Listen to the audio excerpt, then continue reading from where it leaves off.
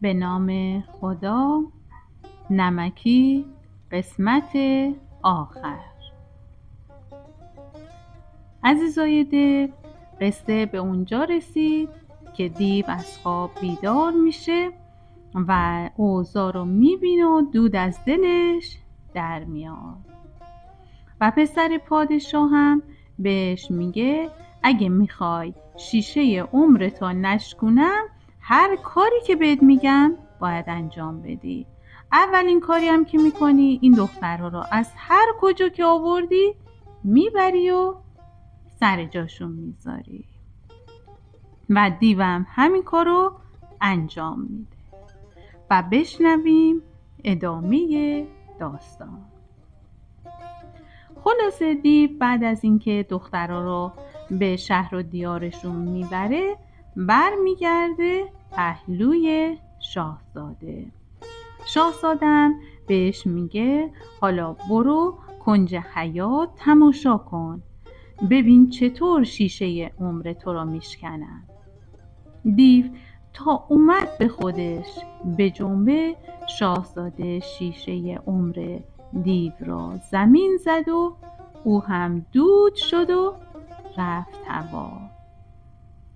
شاهزاده که یه دل نه 100 دل عاشق نمکی شده بود، بی رو در وایسی به نمکی گفت من دنبال همچین دختری تو آسمون ها میگشتم و در زمین پیدا کردم.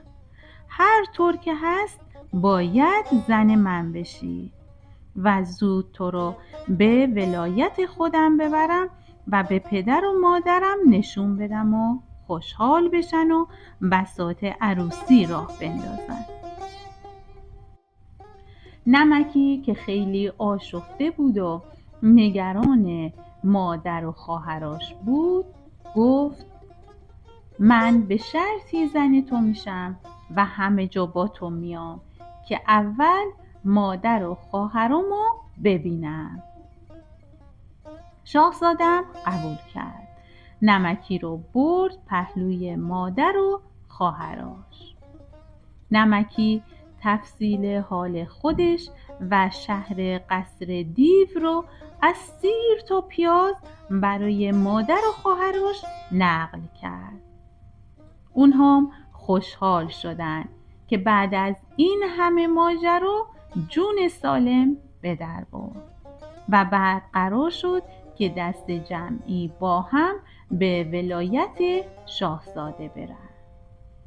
یه 2-3 روزی تو خونه نمکی موندن و خستگی در کردن و بعد همگی نمکی، مادرش و 6 خواهرش به همراه شاهزاده راهی ولایت شاهزاده شدن. از دروازه شهر که وارد شدن دیدن مردم شهر همه سیاه‌پوش هستند. نمکی پرسید چرا اهل ولایت شما همه سیاه پوشیدن؟ شاهزاده گفت حکماً به خاطر منه. 2 سالی هست که من گم شدم و از من خبری ندارن. و شاهزاده درستم حدس زده بود. شاهزاده وارد قصر شد و فوری به پابوس پدر رفت. پادشاه تا چشمش به پسر گم شدش خورد از حال رفت. مادرم شوکه شد و اهل قصر فوری طبیب خبر کردن و حال پادشاه و مادرش رو درمان کردن. حالا بیا تماشا کن که حرمسرای پادشاه شده بود قلقله.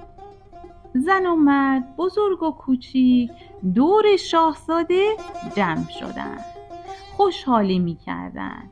پادشاه اول کاری که کرد دستور داد تا بر طبل شادی بکوبند و تمام قصر را خبر از شادی و خوشحالی و ورود شاهزاده رو بدن. مردم هم لباس سیاه از تنشون در بیارن. بعد شاهزاده سرگذشت خودش رو از روزی که گرفتار دیو شده بود تا آخر برای مادر و پدر، قوم و قبیلش تعریف کرد. پادشاه خوشحال شد. رو کرد به زنش که مادر پسرها باشه. گفت ما پیش از اون که شاهزاده گم بشه خیال داشتیم برای او و برادرهاش عروسی بگیریم، ولی اون وقت قسمت نبود. حالا که شاهزاده به سلامتی برگشته باید بساط عروسی رو علم کنیم. بین این همه دخترهایی که تو قصر هستن، هر کسی رو که بخواهن دستشان را بگیرن و بیارن تا براشون عروسی بگیریم. زن پادشاه تفصیل را برای شاهزاده و برادراش تعریف کرد و شاهزاده گفت من غیر از نمکی کسی رو نمیخوام. خلاصه درد سرتون ندم. در و تخته جفت شدن. هر کدوم از برادرهای شاهزاده یکی از خواهرهای نمکی رو زیر چشم گرفته بود و عاشق شده بود. خلاصه بساط عروسی را راه انداختند. 7 شبانه روز شهر را آیین بستند و چراغونی کردند. شب 8 پادشاه دست نمکی و خواهرهاش رو گرفت و گذاشت تو دست شاهزاده و برادرهاش و گفت اینم زنهای شما، با هم پیر بشین و از هم سیر نشین.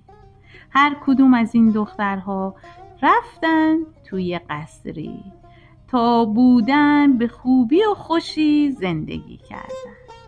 قصه ما به سر رسید، کلاغه به خونش نرسید.